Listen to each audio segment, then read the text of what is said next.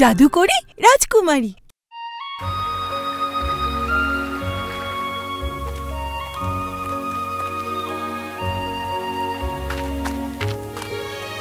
আমরা কি কখনো আমাদের বাড়িতে ফিরে যাব রাজকুমারী? আচ্ছা, জলের বাড়িতে তোমার ইচ্ছার কথা বলেছিলে? আমি বলেছি। তাই যতক্ষণ আমরা ভুলে যাই এই কাজগুলো আমাদেরকে শিখিয়েছে, আমরা শীঘ্রই বাড়ি ফিরে যাব। হুইসপারউড নামক এক রাজ্যে সবাই জঙ্গল ভালোবাসত। পশু পাখি ও গাছপালা নিয়ে বেঁচে থাকার এটাই একমাত্র কারণ ছিল না। এর আসল কারণটা ছিল সার্কা। গ্রামটি জাদু রাজকুমারী ইভির দ্বারা সুরক্ষিত ছিল এবং তার জাদুর কান্না। কিন্তু এটাই যথেষ্ট ছিল না। সার্কা ছিল একজন দুষ্টু জাদুকর যে হুইসপারউড রাজ্যকে দখল করতে চাইত। সে রাজকুমারী ইভিকে খুঁজতে শুরু করল। সে জানতো যে এই রাজকুমারী কোনো সাধারণ কন্যা নয়।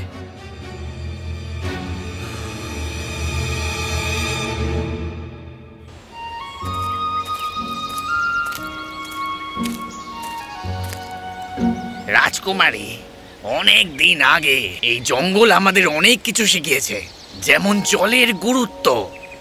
কিন্তু আমার মনে হচ্ছে এখানে কিছুর অভাব রয়েছে, যেটা জলের সাথে যুক্ত হওয়া উচিত। তোমার চোখের ওই জাদু কান্না তো আসলে জলই, কিন্তু সেটা কতদূর সাহায্য করবে? এটাই আমাদের বেঁচে থাকার জন্য সাহায্য করবে, কিন্তু এর দাম দিতে হবে সোনামা। ওই বৃদ্ধ লোকটি সঠিক ছিল।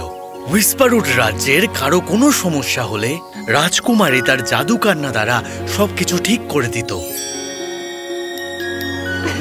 কিন্তু সমস্যা হলো রাজকুমারীকে এখন প্রতি পদক্ষেপেই কান্না করতে হচ্ছিল।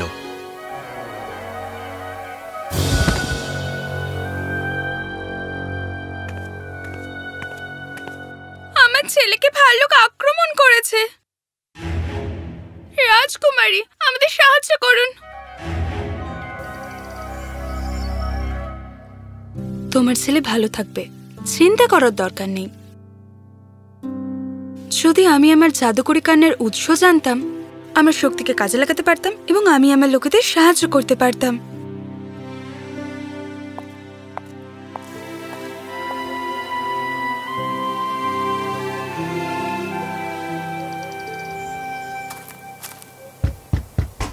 আপনি আমাকে ডেকেছেন? রাজকুমারী, আমি পুরনো বইয়ের মধ্যে একটা জিনিস পেয়েছি। এটা হলো একটা কিংবদন্তি, একটা ফিনিক্স। এমন একটা কিংবদন্তি ফিনিক্স যার ছাই থেকে আরো একটা ফিনিক্স জন্মাতে পারে। তার শক্তি বিশ্বের সমস্ত মহান শক্তিদের থেকে অনেক বেশি ছিল। এটা আমাদের সরকারের বিরুদ্ধে সাহায্য করতে পারে। এই ফিনিক্সের সন্ধানে আমাকে অবিলম্বে চলে যেতে হবে। আমাদের জনগণকে সাহায্য করার সামান্য সুযোগ থাকলেও তা নিতে হবে। কিছুদিন পর জ্ঞানী ব্যক্তিরা একসাথে ফিনিক্সের কাছে পৌঁছানোর একটা ম্যাপ তৈরি করল। অবশেষে তারা ওটা করে উঠল। কি? এই মানচিত্র আমাদের হুইসপারউডের কেন্দ্রে নিয়ে যাবে? সেটাই জঙ্গলের গভীরতম অংশ। হ্যাঁ, এই রাস্তাটা কিছু বিপদ, আশ্চর্য এবং অজানা কিছু পশুতে ভর্তি। সব শেষে তোমাকে একটা জাদুই রাস্তা পার করতে হবে, তবেই তুমি ফিনিক্সের কাছে পৌঁছবে। আমার অনুপস্থিতিতে এই গ্রামের দায়িত্ব এখন থেকে আপনার হবে। আমি সাবধানে থাকবো এবং শীঘ্রই ফিরে আসব।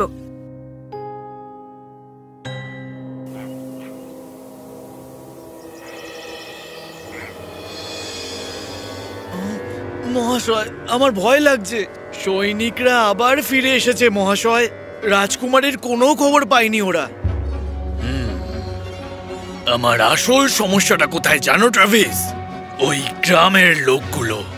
ওদের আমার জাদু দিয়ে ভয় দেখাতে খুব ভালো লাগে।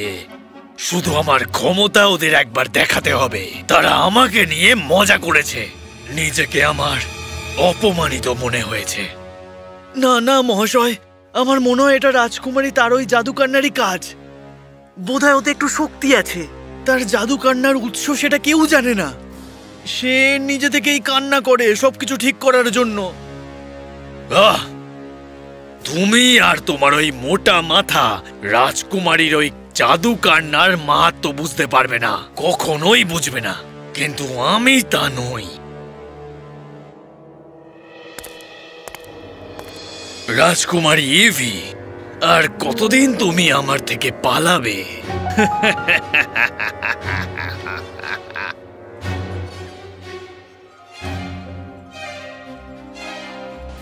3 দিন পর রাজকুমারী তার সৈন্যদের সাথে সেই জায়গায় এসে পৌঁছালো। এটা অসম্ভব, সব গাছগুলো একই তো।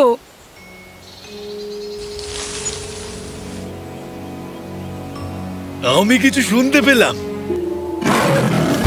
এটা একটা চিতাবাঘ ছিল। সে রাজকুমারীকে আক্রমণ করতে গেল। একটা সৈনিক তাকে থামাতে গিয়ে খুবই আহত হয়ে পড়ল। সৈনিকটি খুব সাহসিকতার সাথে রাজকুমারীকে বাঁচিয়ে নিল এবং তাকে ছাড়া চলে যেতে বলল। তারা সবাই বুঝতে পারল ইভি সৈনিকটিকে বাঁচানোর জন্য যদি কান্না করে সে দুর্বল হয়ে পড়বে। ওনার যত্ন নিন। অন্যদিকে ট্র্যাভিস সেই লুকোনো গ্রামটিকে খুঁজতে লাগলো। রাজকুমারী প্রায় তার লক্ষ্যে পৌঁছে গিয়েছিল। তখনই তার সামনে সবচেয়ে ভয়ানক বাধা এসে পড়ল।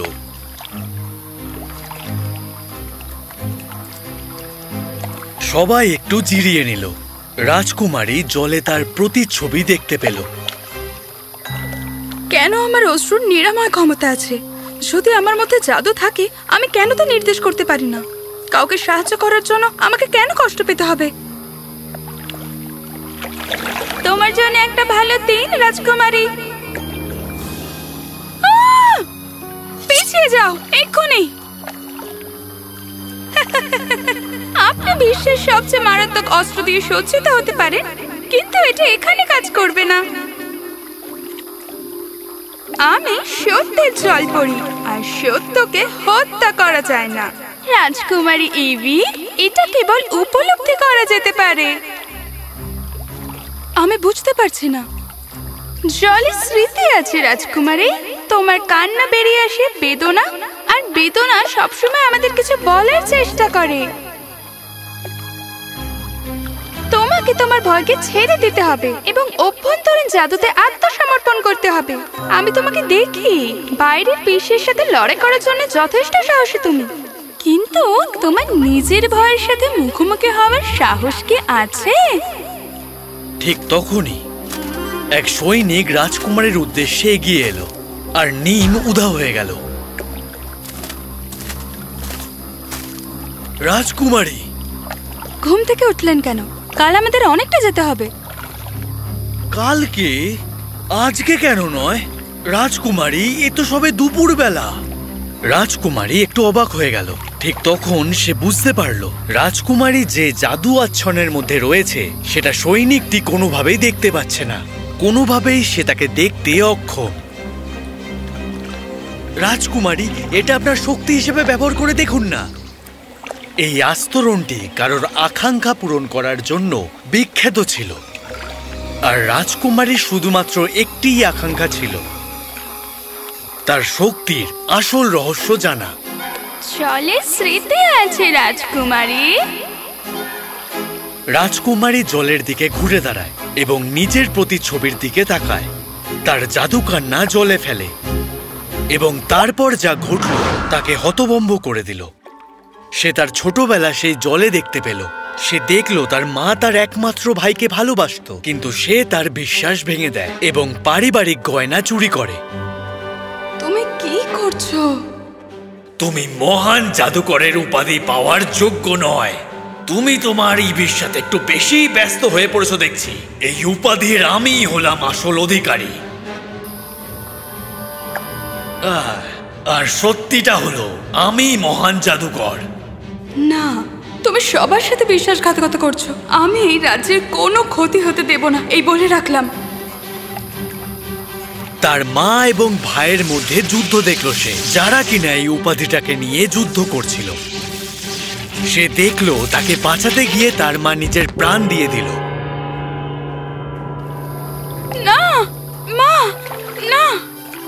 ইভি খুব কান্না শুরু করে দিল এবং অজ্ঞান হয়ে গেল।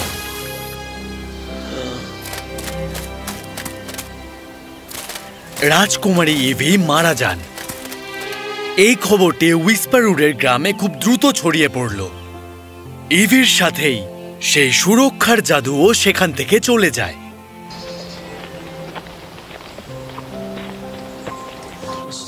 এবং সেই গ্রাম আর লুকোনো থাকে না। হাহা, সাকার আমার ওপর খুবই খুশি হবে দেখছি।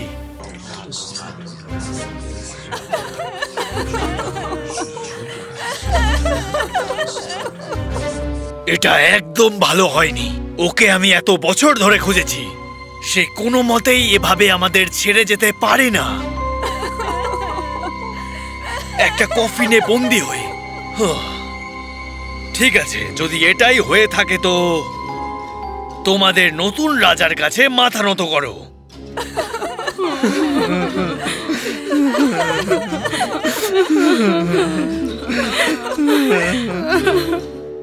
এবার তোমাদের আমি আমার জাদুর দ্বারা হাতের পুতুল করে নাচাবো। রাজকুমারী ইভি! কি? তখনই হঠাৎ রাজকুমারী ইভি হাওয়ায় ভেসে উঠল। এটা কি ধরনের জাদু হচ্ছে? আমার কথাগুলো সত্যি হচ্ছে। রাজকুমারী ইভি হলো সেই ফিনিক্স। আর হ্যাঁ, সত্যিই তাই। রাজকুমারী ইভি তার নিজের অংশ থেকেই আবার জন্মাতে পারত, আর তাই তার চোখের জলগুলো শুকিয়ে যেত। আগের থেকেও সে আরো শক্তিশালী এবং সাহসী হয়ে উঠল। Hello uncle. তোমার সাহস কি করে হলো? তুমি দুর্বল, আমার বোনের মতোই। আমার মা দুর্বল ছিলেন না। আমাকে রক্ষার জন্য তিনি তার জীবন বিসর্জন দিয়েছেন এবং সেই আত্মত্যাগ তার সমস্ত জাদু আমার মধ্যে নিয়ে এসেছে। আমি সত্যিকারের জাদুকর, আর আমি তোমাকে তোমার কৃতকর্মের প্রতিদান দেব। তুমি আমার পারিবারিক গহনার যোগ্য নও।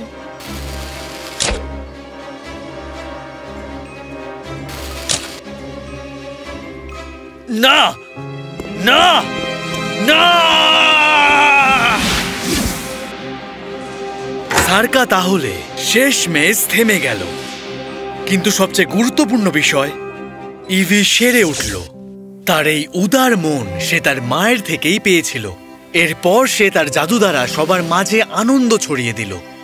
ইভিকে আর কখনোই কাঁদতে হয়নি তার জীবনে জাদু ফিরিয়ে আনার জন্য। এখন জাদু তার শিরায় শিরায় থাকে। সেই ছিল ফিনিক্স। ইভি আবার রাজ্যটিকে গড়ে তুলল এবং সে তার রাজ্যের সিংহাসনে বসল। কিন্তু সে জঙ্গলের শিক্ষা কখনোই ভোলেনি। সেদিনের পর থেকে এখনো পর্যন্ত হুইসপারউড রাজ্যের সমস্ত বাচ্চারা এক বাটি জলের সামনে প্রার্থনা করে ঘুমোতে যাওয়ার আগে।